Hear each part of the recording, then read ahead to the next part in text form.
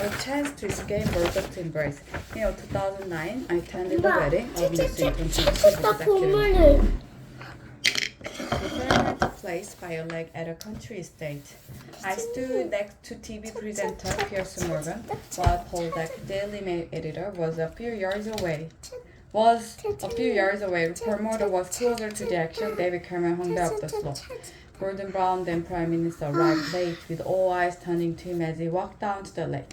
At the reception, I had a brief conversation with Mr. Cameron. I said I hoped you not win the coming election, but if we did, and if we wanted to actually uphold good debate and standard, I would support him. For some time, the journalists in me had known that the relationship between politics and the media was not serving the public. But it was my first-hand experience of this developing culture of abuse and negativity that convinced me Britain's press and 24-hour news were making it more difficult for elected leaders to govern. It's got worse, hasn't it? He said. I replied that he'll be a much stronger prime minister were he to take office, not feeling he owed anything to the big media groups. At that point, Mr. Murdoch joined us, and we changed the subject. Perhaps we should not have done so, but that we did, however, illustrated something of the dishonesty at the heart of what are essential political and commercial relationships.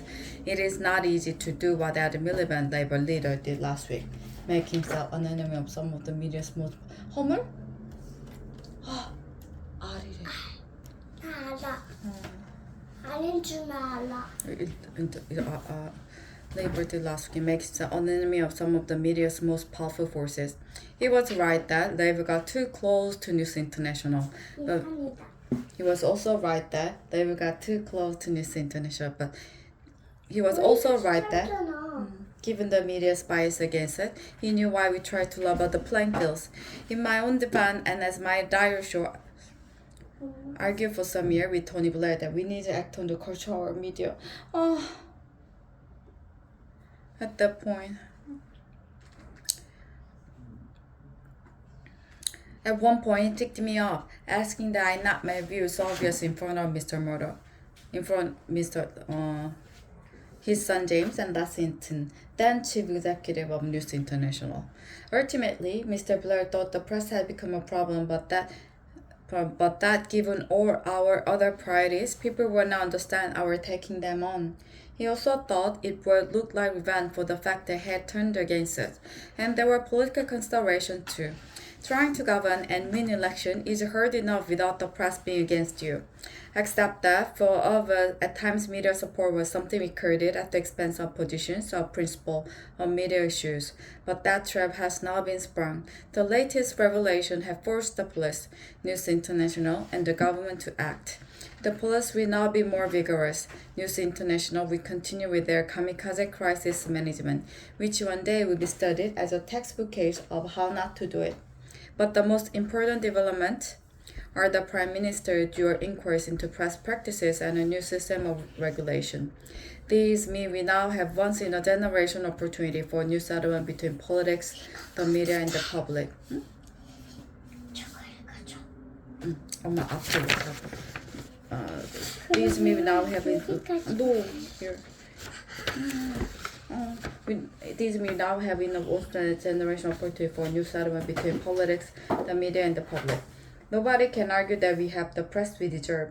Pressure by technological change, a dominant strain of Britain's media, has gone into a spiral of decline, in which this scandal is only the most dramatic development. Mr. Cameron did not look comfortable announcing the reviews.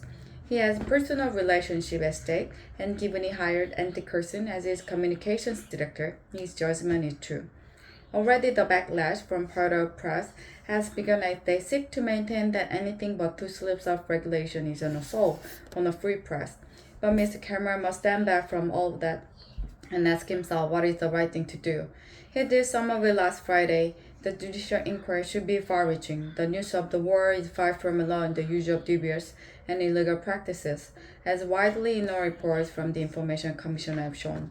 Partisan British media reminds me of the trade union before Mrs. Thatcher. They feel untouchable. As I say above, Labour could and should have done more to deal with the fear beast. But just as the MP's expenses scandal emerged from the failure of Mrs. Thatcher's government to tackle MP salaries, So the system by which she showered honors on editors and honors. Her practice to which she put an end with a rule that no serving editor could be honored. Means she to have something to answer for.